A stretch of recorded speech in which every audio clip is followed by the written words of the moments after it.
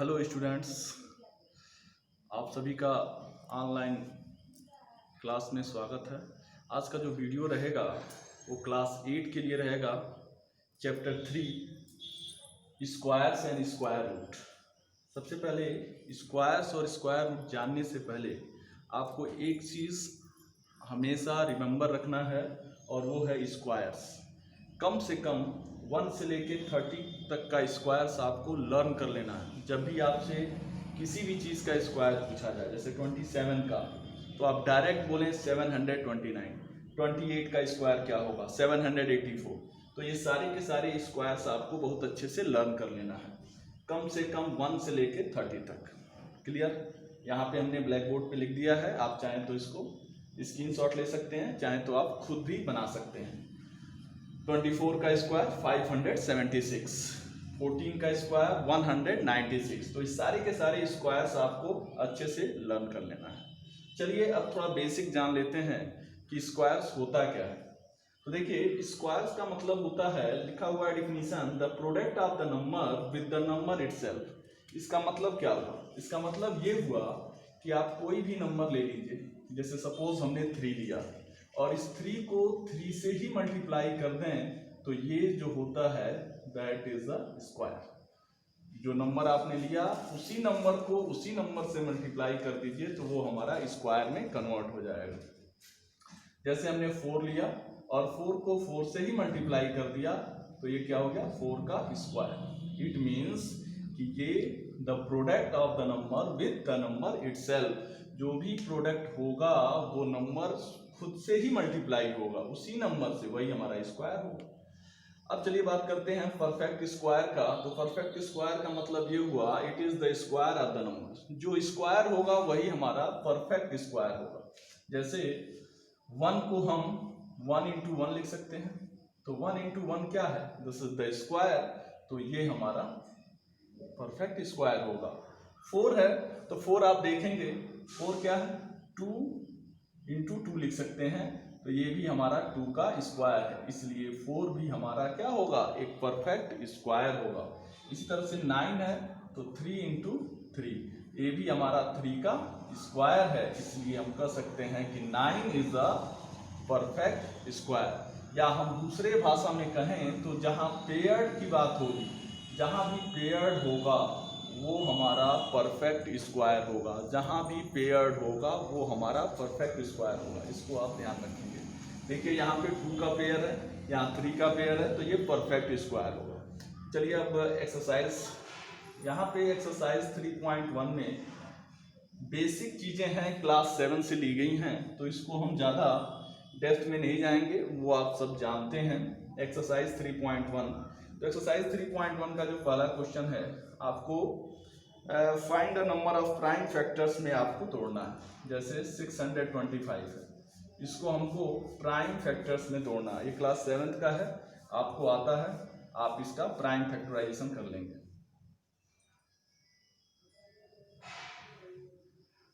फिर 5 से कट जाएगा और ये आपका हो जाएगा। इसको आप चाहें तो ऐसे लिख सकते हैं, 625 5 into 5 into 5 into 5, ये आपका प्राइम फैक्टर्स में टूट गया। क्लियर? इसी तरीके से एक और क्वेश्चन है 1700, ये आपका ए है, ये आपका फर्स्ट का बी है। 1700 है तो इसको भी आप प्राइम फैक्टर्स में तोड़ सकते हैं।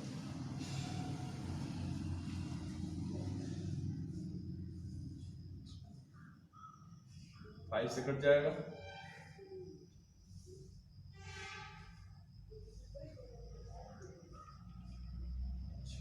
5 1 जा 5, 17, और ये 17 से कट जाएगा। अब यहाँ इसको हम लिख सकते हैं 1700 is equal to 2 into 2 into 5 into 5 into 17। तो ये क्या हो गया, प्राइम फैक्टर्स में हमने इसको तोड़ दिया। तो ये ध्यान रखेंगे, जब भी प्राइम फैक्टर्स की बात होगी तो आप क्लास 7 में पढ़े हैं, 6 में भी पढ़े हैं, तो आप ऐसे करके प्राइम फैक्टर्स निकाल लेंगे। तो जो क्वेश्चन हमारा फर्स्ट होगा, उस फर्स्ट में ए बी सी और डी, ये 4 लगाएंगे। क्वेश्चन नंबर 2 देखिए, क्वेश्चन नंबर 2 का आता है एक्सपोनेंशियल फॉर्म में लिखना है। 2 का ये जो है एक्सपोनेंशियल फॉर्म में लिखना है, दिया गया है 11 × 11। एक्सपोनेंशियल फॉर्म का मतलब इसको पावर्स में लिख दीजिए, तो ये हो जाएगा 11 स्क्वायर। 11 2 टाइम्स है तो 11 × 11 11 स्क्वायर हो जाएगा। एक और आसान देखिए, b इसका b दिया गया है -14 × -14, तो ये हो जाएगा -14 2 टाइम्स है तो -14 का स्क्वायर हो जाएगा। क्लियर। इसी तरह से सेकंड में आप a b c और d लगाएंगे। क्वेश्चन नंबर 3 देखिए।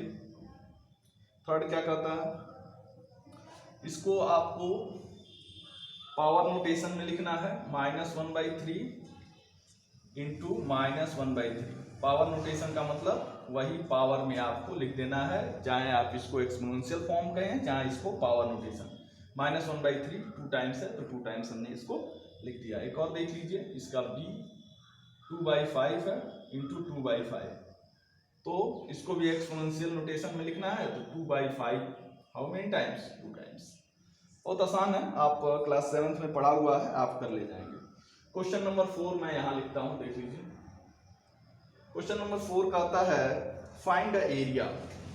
तो आपको पता है area of square, area of square आपको पता है साइड इंटू साइड होता है। तो साइड इज गिवन 25 सेंटीमीटर, तो आप क्या करेंगे 25 × 25 कर देंगे, ये हो जाएगा 625। 25 × 25 आप अगर इसको याद रखेंगे तो डायरेक्ट लिख सकते हैं, मल्टीप्लाई करने की जरूरत नहीं आएगी, 625। इसी तरह से ये हो गया। इसी तरह से एरिया ऑफ स्क्वायर अगर b का निकालना है तो भी निकाल लेंगे, साइड इंटू साइड होता है, और दिया गया है 15.5 × 15.5। साइड दिया गया है 15.5, उसको मल्टीप्लाई कर देंगे तो ये आपका आ जाएगा 240.25, यही आंसर हो जाएगा। तो यहाँ पे क्वेश्चन नंबर 3 में भी a b c 3 लगा लीजिएगा, 3 ही दिया गया है, तो ये हो गया आपका 3। अब इसके बाद बात करेंगे क्वेश्चन नंबर 5 की। चलिए 5th यहाँ पे देख लीजिए। 5th में एक राइट ट्राइंगल है, तो ध्यान से समझिएगा, ये भी क्लास 7th का ही है। एक राइट ट्राइंगल है और इस राइट ट्राइंगल में 2 साइड दिया गया है, एक 2 सेंटीमीटर है और एक 3 सेंटीमीटर है। तो आपको हाइपोटेनस फाइंड आउट करना है। तो कैसे निकालेंगे हाइपोटेनस फाइंड करने के लिए, हाइपोटेनस का स्क्वायर बेस का स्क्वायर प्लस परपेंडिकुलर का स्क्वायर। तो बेस हमारा क्या है 3 है, 3 का स्क्वायर हो गया, परपेंडिकुलर हमारा 2 है तो 2 का स्क्वायर हो गया। इसको आप जब सॉल्व करोगे तो 9 हो जाएगा, 2 का स्क्वायर करेंगे तो 4 हो जाएगा, दोनों को जोड़ लेंगे तो क्या आएगा 13। तो यहाँ हाइपोटेनस जब स्क्वायर है, जब इधर जाएगा तो ये स्क्वायर रूट में चेंज हो जाएगा, इसको ध्यान रखेंगे। ये हम आगे जब आएगा तो आपको बताएंगे कि स्क्वायर रूट का जो सिंबल होता है ये होता है, ठीक है। तो इसको हम आगे बताएंगे, अभी फिलहाल के लिए आप ऐसे लगा लीजिएगा, आगे जब स्क्वायर रूट शुरू करेंगे तो आपको ये समझ में आएगा, ठीक है। तो स्क्वायर है, इधर जाएगा तो रूट में चेंज हो जाएगा, 13 का रूट निकाल लेंगे तो रूट निकलेगा नहीं 13 होगा, इसका रूट के अंदर लिख देंगे, ये हम आगे डिस्कस करेंगे। फिलहाल में आप इसको अभी ऐसे ही लगा लेंगे।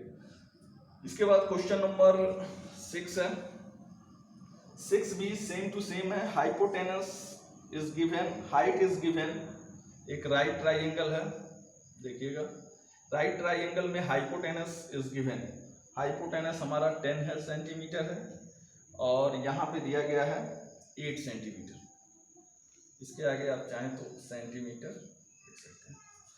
अब देखिए 10 सेंटीमीटर और 8 सेंटीमीटर, तो आपको सॉरी हाइट दिया गया है, तो हाइट आपका यहाँ पे 8 सेंटीमीटर हो जाएगा। आपको बेस निकालना है, तो बेस निकालने के लिए सेम फार्मूला लगाएंगे, हाइपोटेनस का स्क्वायर बेस का स्क्वायर प्लस परपेंडिकुलर का स्क्वायर।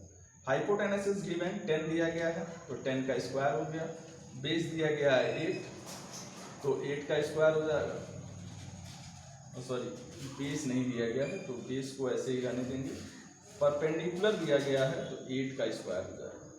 यहाँ पे आप देखेंगे 10 का स्क्वायर 100 हो जाएगा, यहाँ पे बेस ऐसे ही रहेगा और इसका स्क्वायर करेंगे तो 64 हो जाएगा। अब 100 इधर है 64 इधर है, इधर आ जाएगा तो यहाँ पे बेस का स्क्वायर जो होगा वो 100 में से 64 माइनस हो जाएगा, 36 आएगा। और इसका जब बेस निकालेंगे तो स्क्वायर रूट 36 का निकाल लेंगे तो 6 हो जाएगा। ठीक है, ये देखिए 36 का 6 होता है। ये अभी आगे हम बताएंगे, अभी फिलहाल इसमें दे दिया है, क्लास 7th में भी तो दिया गया था, तो इसको आप लगा लेंगे। ये पूरा का पूरा एक्सरसाइज 4 भी हो गया आपका, 5 हो गया, ये आपके होमवर्क में रहेगा, इसको आप सॉल्व आउट करेंगे। क्लियर हो रही हैं चीज़ें? तो ये बेसिक चीज़ें थी, इसलिए इस पर इतना फोकस हमने नहीं किया। ये क्लास 7th में दिया गया है तो इसको आप लगाएंगे। अब इसके बाद से हम एक्सरसाइज 3.2 को सॉल्व करेंगे। चाहे तो आप इसका स्क्रीनशॉट ले सकते हैं। ओके, चलिए ठीक है, इसका स्क्रीनशॉट ले लीजिए।